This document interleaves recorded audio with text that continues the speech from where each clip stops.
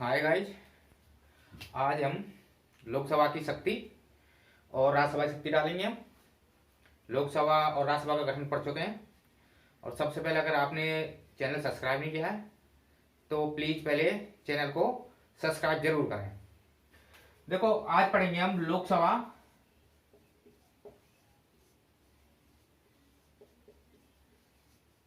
और राज्यसभा की शक्तियां।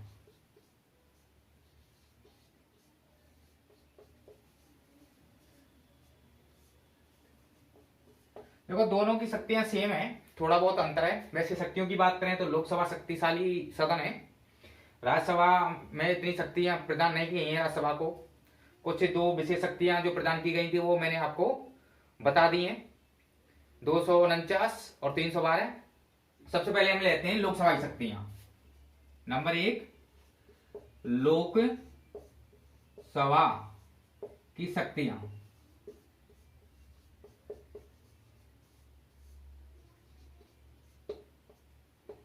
देखो, फर्स्ट इसकी जो है वो है विधायी शक्ति।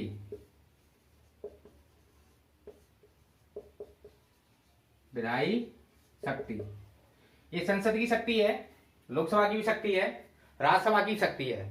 लोकसभा राज्यसभा के साथ मिलकर कानूनों का निर्माण करती है, कानून बनाती है और उनमें देश में लागू करती है। तो जो लोकसभा है, लोकसभा राज्यसभा के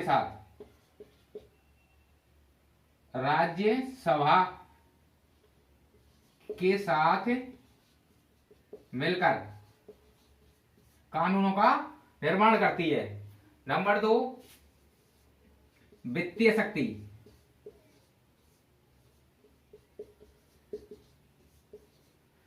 देखो, वित्तीय शक्ति सर्वाधिक जो शक्तिशाली है वो लोकसभा के पास है।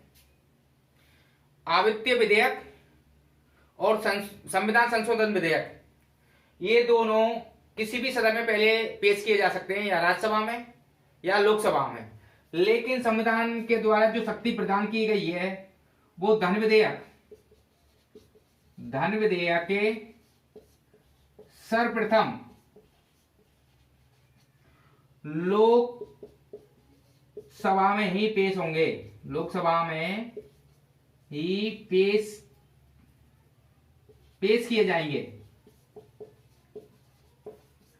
अनुच्छेद 109 में वर्णित है कि जो धन विधेयक हैं वो सर्वप्रथम लोकसभा में ही पेश किए जाएंगे, अनुच्छेद 109 के अनुसार। और जो अवित्तीय जो विधेयक हैं, अवित्तीय विधेयक एवं संविधान संशोधन विधेयक, अवित्तीय विधेयक और संविधान संशोधन विधेयक, ये राज्यसभा या लोकसभा कोई से भी सदन में पहले पेश किए जा सकते हैं। लेकिन धन विधेयक के हमेशा लोकसभा में ही पहले पेश किए जाते हैं। और अनुच्छेद 109 में यह लिखित है कि धन विधेयक सर्वप्रथम लोकसभा में ही पेश किए जाएंगे। अब जो ये आय व्यय का जो लेखा जोखा है वो हमारा वित्त मंत्री पेश करता है हर साल। जो आय या व्यय जो भी हुआ है देश का, हर साल बजट मार्च के अप्रैल में पेश करता है, वो वित्तीय विधेयक होते हैं, धन विधेयक ही होते हैं। और इन धन विधेयकों को लोकसभा राज्यसभा में भेजती है और राज्यसभा इनको 14 दिन तक रोक सकती है अधिकतम।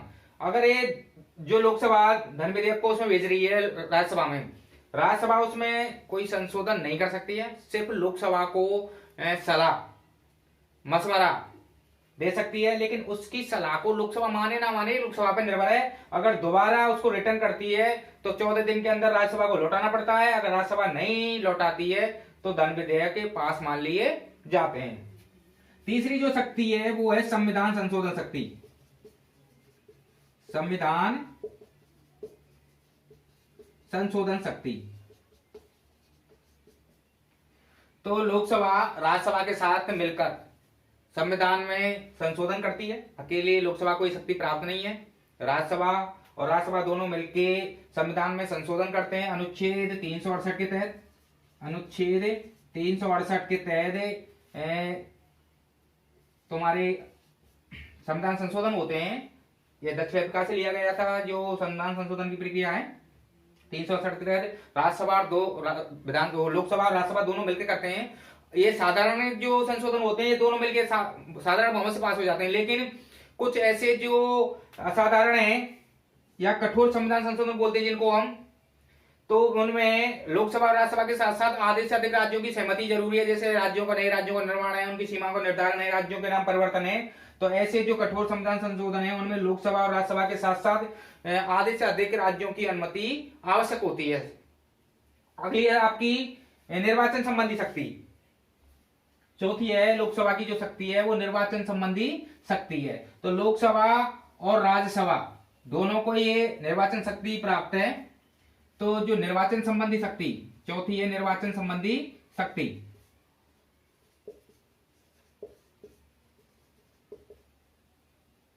निर्वाचन संबंधी शक्ति।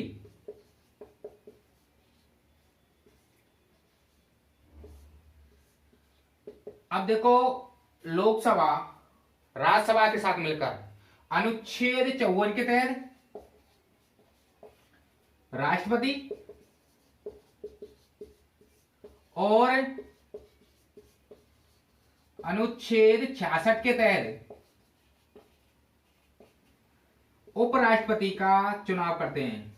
उपराष्ट्रपति का चुनाव करते हैं, राष्ट्रपति का चुनाव करते हैं। पांचवी है कार्यपालिका पर नियंत्रण। कार्यपालिका पर नियंत्रण। अब देखो जो मंत्रिपरिषद होता है वो सामूहिक रूप से लोकसभा के प्रति उत्तरदायी होता है। सामूहिक रूप से अगर किसी एक व्यक्ति के खिलाफ लोकसभा में अविश्वास प्रस्ताव पत्र हो जाए तो पूरा मंत्रिमंडल को इस्तीफा देना पड़ता है, यानी पूरा मंत्रिमंडल विघटन हो जाए, खत्म हो जाएगा अगर एक मंत्री के खिलाफ अविश्वास प्रस्ताव पत्र आ गया। और मंत्रिमंडल है जो सामूहिक रूप से लोकसभा के प्रति उत्तरदायी होता है, लेकिन व्यक्तिगत रूप से राष्ट्रपति के प्रति उत्तरदायी होता है। ये कार्यपालिका नियंत्रण शक्ति है। और जब तक लोकसभा में मंत्रिमंडल को विश्वास प्राप्त है, जब तक वो लोकसभा में वो मंत्रिमंडल बना रहता है। ये तुम्हारी निर्वाचन संबंधी शक्ति हो गई, कार्यपालिका संबंधी शक्ति हो गई तुम्हारी, और तुम्हारी वित्तीय शक्ति हो गई। अब आप देखते हैं हम प्रशासन शक्ति संबंधी।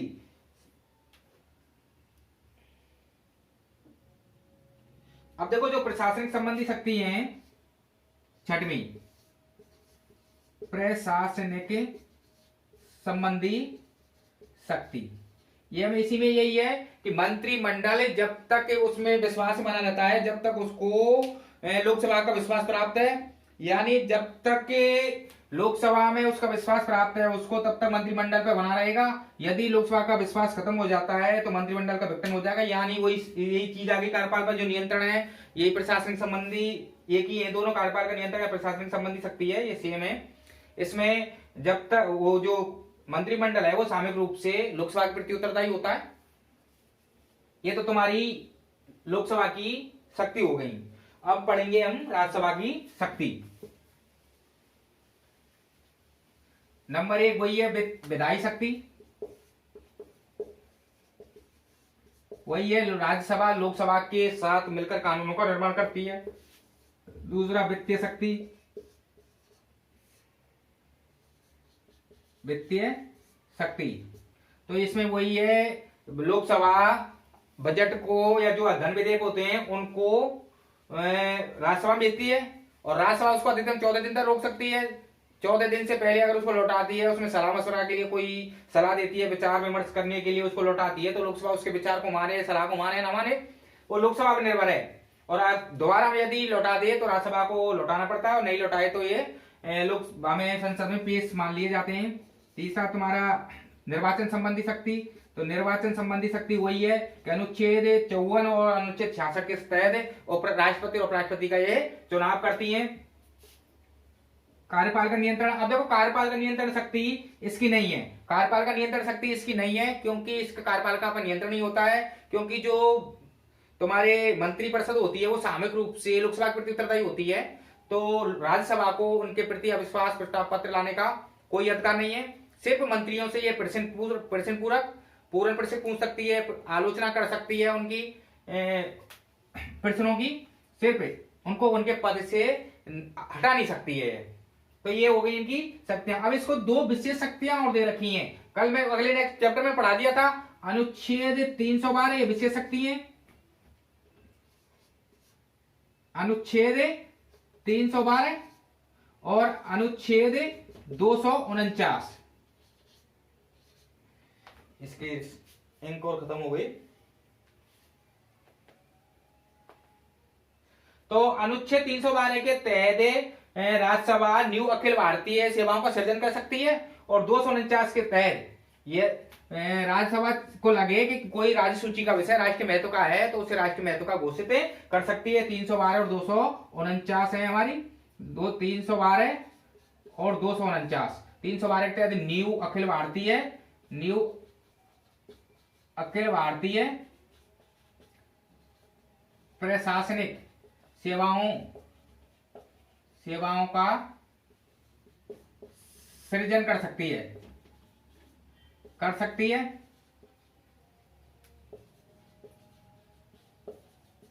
और अनुच्छेद 249 के तहत राज्यसभा राज्य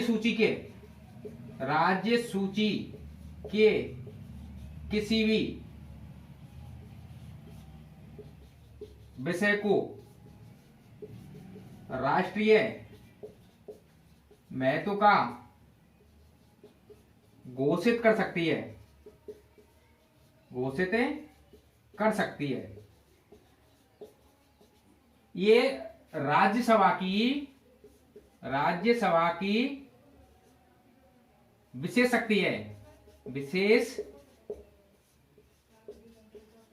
शक्तियां हैं। थैंक यू गाइस, चैनल को सब्सक्राइब जरूर करना।